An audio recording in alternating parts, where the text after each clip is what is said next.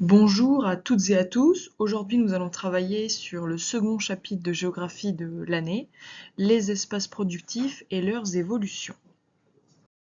La première chose à faire lorsque nous étudions un nouveau chapitre, c'est de définir les termes, les nouveaux termes que l'on ne connaît pas. Et ici, un terme nouveau, c'est celui d'espace productif. Donc, qu'est-ce que c'est qu'un espace productif? C'est un espace qui va être aménagé et mis en valeur pour une activité économique. Nous allons voir ceci plus en détail. Dans ce chapitre, nous allons étudier trois types d'espaces productifs différents. Tout d'abord, nous verrons les espaces agricoles. Ensuite, nous travaillerons sur les espaces industriels pour finalement terminer par les espaces de service. Nous allons nous poser la question suivante pour ce chapitre: comment évoluent les espaces productifs français? Donc le but est bien d'étudier les évolutions des espaces agricoles, des espaces industriels et des espaces de service.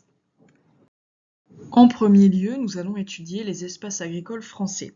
Et ici, il peut être intéressant de revenir sur une définition que vous connaissez, mais c'est juste un rappel.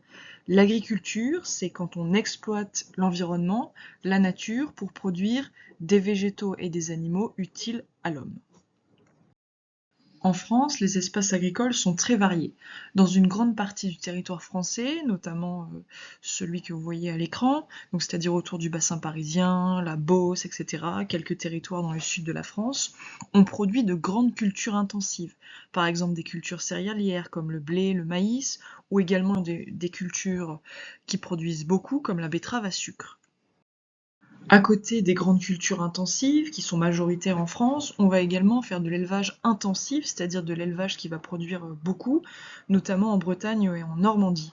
C'est le cas par exemple des vaches laitières, c'est un exemple qu'on étudiera en classe, ou encore de l'élevage hors sol.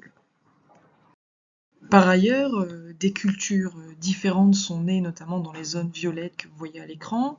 Dans ces zones, on va faire diverses choses, par exemple des vignobles, vous connaissez bien puisque ce n'est pas très loin de chez nous, des cultures maraîchères, c'est-à-dire des légumes, des fruits, de l'arboriculture ou encore de l'horticulture pour produire des fleurs. Dans les territoires montagneux, on va pratiquer une agriculture peu rentable avec de l'élevage ou encore de la polyculture. C'est par exemple le cas dans le Massif central, les Alpes, les Vosges, les Pyrénées, etc. Il ne faut pas oublier que la France est grande et donc dans les départements et les régions d'outre-mer, que sont la Guyane, la Guadeloupe, la Martinique, la Réunion et Mayotte, on produit une agriculture tropicale avec par exemple la canne à sucre ou encore la culture de la banane. Cette carte nous montre bien qu'il reste peu de régions où se pratique la polyculture. La plupart des zones se concentrent sur une activité, par exemple la grande céréaliculture, l'élevage, les vignobles, les cultures maraîchères, et les zones de polyculture ont tendance à se réduire. Finalement, cette carte nous a bien montré qu'en France, les espaces agricoles sont spécialisés. On va avoir par exemple dans le bassin parisien de grands bassins céréaliers, des vignobles plutôt à proximité des fleuves, du maraîchage, de l'élevage, et cette spécialisation a entraîné le recul de la polyculture. La polyculture, c'est le fait de cultiver plusieurs espèces de plantes dans une même exploitation agricole, et cette polyculture se fait de moins en moins. Intéressons-nous maintenant à ce tableau qui met en relief l'évolution de l'agriculture en France entre 1950 et 2019. Tout d'abord, on peut voir dans la première ligne que les surfaces agricoles cultivées ont tendance à un petit peu diminuer. Cela vient notamment du fait que, puisqu'on utilise des engrais, des pesticides, etc., les terres aujourd'hui sont plus productives qu'en 1950. Maintenant, la deuxième ligne, c'est le nombre d'exploitations agricoles. Et là, c'est impressionnant, puisqu'on passe de 2 300 000 exploitations en 1950 à 437 000 en 2019. On a perdu énormément d'exploitations, et ceci vient simplement du fait qu'il y a de moins en moins d'agriculteurs, puisque les agriculteurs peuvent s'occuper de plus en plus de terres. En effet, puisqu'ils utilisent des machines, de l'engrais, des pesticides, forcément, ils peuvent s'occuper de plus de terres en même temps, et ceci est bien mis en relief par l'augmentation des surfaces moyennes des exploitations, puisqu'en 1950, elles faisaient à peu près 22 hectares, en 1988, nous étions à 42 hectares, et en 2019, un agriculteur peut en moyenne s'occuper de 63 hectares. C'est pourquoi cette spécialisation de l'agriculture et l'utilisation de machines, d'engrais, de pesticides, il y a également des aides de l'État et de l'Union européenne, ont permis de développer une agriculture qu'on dit productiviste. Qu'est-ce que c'est qu'une agriculture productiviste? Eh bien, c'est une agriculture commerciale, ce qui signifie qu'on va vendre les productions, dont les rendements reposent sur un recours aux techniques et au progrès scientifique. Donc en fait, c'est une agriculture qui produit beaucoup, où on va utiliser des engrais, des pesticides, des machines pour pouvoir produire énormément. Bien sûr, cette agriculture productiviste peut poser problème. Des espaces agricoles sont pollués, par exemple, on a de la pollution par l'utilisation de produits chimiques, engrais, pesticides, qu'on peut retrouver par exemple dans des fleuves. Il y a aussi des pollutions par les rejets d'élevage hors sol, c'est le cas en Bretagne. Il peut également y avoir un assèchement des nappes d'eau à cause de l'irrigation, forcément, si on irrigue trop, si on prend trop d'eau pour l'agriculture, cela peut poser problème pour les autres usagers. Ici, une photographie qui illustre bien le problème des rejets d'élevage hors sol en Bretagne, puisque depuis quelques années, on voit apparaître sur les plages bretonnes des algues vertes. Cette agriculture productiviste a donc pour conséquence la diminution du nombre d'agriculteurs, puisqu'ils peuvent s'occuper de plus de terres, mais cette agriculture, elle pèse aussi sur l'environnement avec de la pollution chimique, des rejets d'élevage ou encore l'assèchement des nappes d'eau. Heureusement, parallèlement à cette agriculture productiviste, il y a le développement d'une agriculture qui est plus durable. Ainsi, parallèlement à cette agriculture productiviste, certains espaces agricoles développent une agriculture plus durable et plus respectueuse de l'environnement. C'est par exemple l'agriculture biologique ou encore la permaculture. Dans cette première partie, on peut retenir 3 choses. Premièrement, il y a une modernisation et une spécialisation de l'agriculture française, c'est-à-dire que la plupart des espaces se concentrent sur une activité. Cependant, l'agriculture productiviste cause de la pollution. Heureusement, il y a également le maintien d'une agriculture durable et de qualité. Nous voilà arrivés à notre grand 2, les espaces industriels en France. Et tout d'abord, l'industrie, c'est la production de biens grâce à la transformation de matières premières. Pour bien comprendre les espaces industriels français, il faut rappeler qu'il y a eu un déclin des industries traditionnelles, par exemple des mines, c'est le cas à Montceau-les-Mines, et des délocalisations qui ont entraîné des mutations profondes de ces espaces en France. Les délocalisations sont aujourd'hui encore souvent d'actualité. Une délocalisation, qu'est-ce que c'est? C'est le transfert d'une production vers des pays étrangers au coût moins important. Par exemple, on va délocaliser une usine en Roumanie pour payer moins les gens, ce qui permet de gagner plus d'argent et donc d'être plus compétitif. Comme pour les espaces agricoles, les espaces industriels français sont variés. Et il y a en premier lieu des espaces qui sont très anciens, anciennement industrialisés, et qui sont très dynamiques. C'est le cas d'un territoire assez important autour de Paris, de la vallée du Rhin, ou encore de l'espace autour de Lyon. Il y a également des espaces industriels qui sont dynamiques et qui sont assez récents dans le sud de la France, et sur les littoraux, c'est les territoires qu'on voit ici en rose. Et enfin, il y a des espaces que vous connaissez bien, puisque sur cette carte, on a le Creusot et Montceau-les-Mines qui apparaissent. Ce sont les espaces en voie de désindustrialisation qui sont en train de se reconvertir. Ça veut dire qu'ils perdent des industries, par exemple Montceau-les-Mines a perdu les mines, mais qui sont en train de développer de nouvelles industries. Ainsi, au Creusot, on peut retrouver des entreprises comme ArcelorMittal, Thermodyn, de grandes entreprises qui provoquent un renouveau de la ville. Les espaces productifs industriels sont inégalement répartis sur le territoire. On a des centres industriels dynamiques qui sont anciens, autour de Paris et de Lyon. On a également des régions industrielles dynamiques récentes, c'est les littoraux, l'ouest et le sud de la France.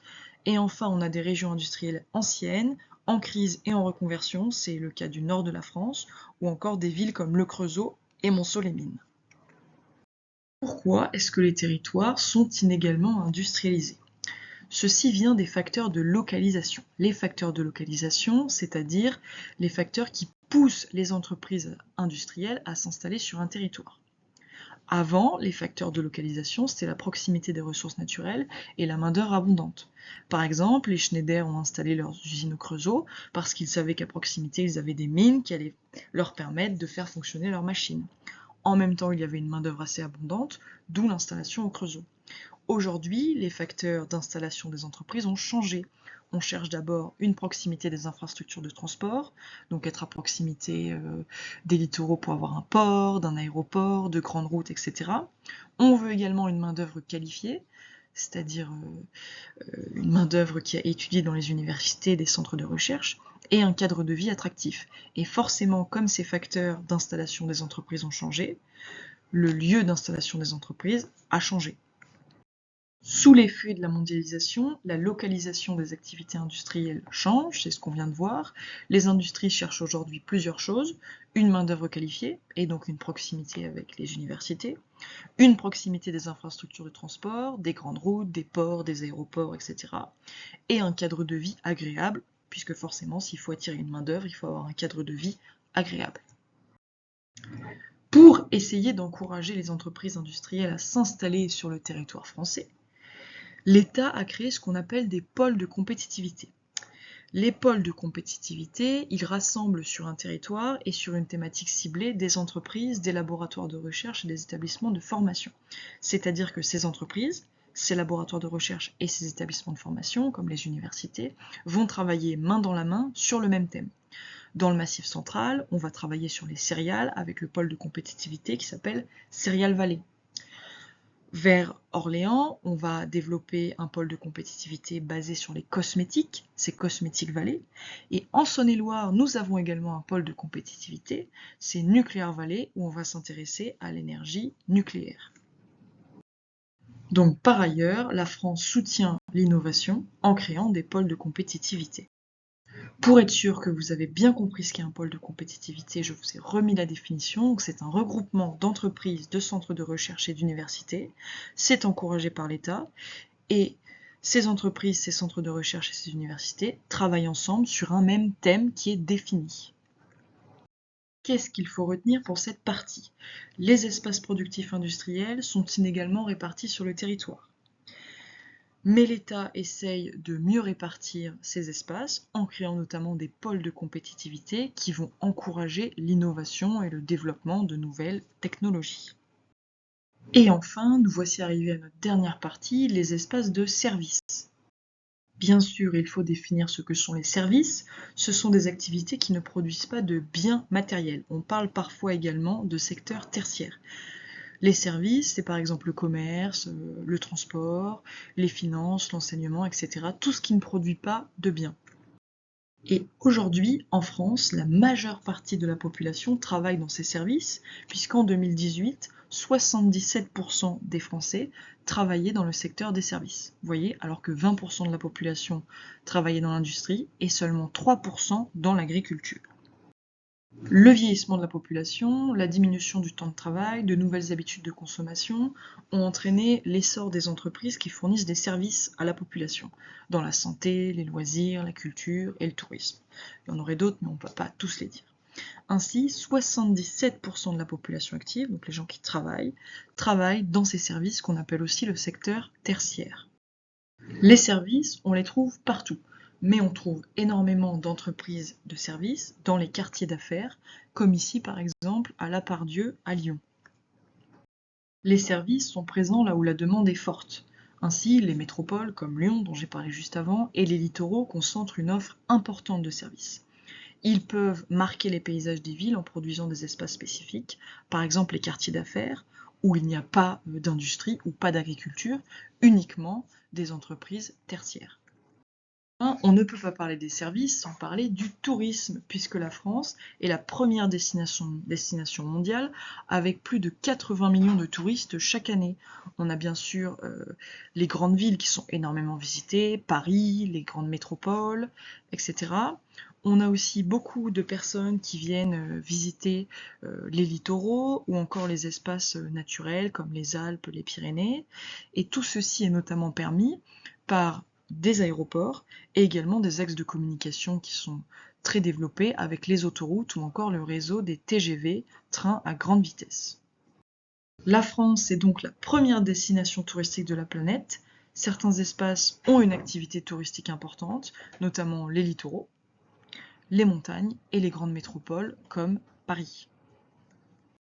Finalement, que faut-il retenir pour ces espaces de service ? Les espaces productifs sont de plus en plus tournés vers les services. Il y a une concentration de ces espaces de services dans les quartiers d'affaires des grandes villes, et il y a également un développement très important du tourisme en France. Finalement, nous avons vu que les espaces agricoles en France sont très variés. On pratique majoritairement une agriculture productiviste, mais il y a également des zones d'agriculture durable. Après ces espaces agricoles, nous nous sommes intéressés aux espaces industriels, où nous avons vu que les espaces industriels sont inégalement répartis sur le territoire français. C'est pourquoi l'État va essayer de développer cette industrie et a pour cela créé des pôles de compétitivité. Finalement, nous avons travaillé sur les espaces de services. Nous sommes rendus compte qu'une grande partie de la population travaillait dans ce secteur, qu'on trouvait un petit peu partout, mais beaucoup dans les métropoles, et que la France était un pays très touristique. Je vous souhaite de bonnes révisions et bien sûr, je répondrai à toutes vos questions en classe. À bientôt!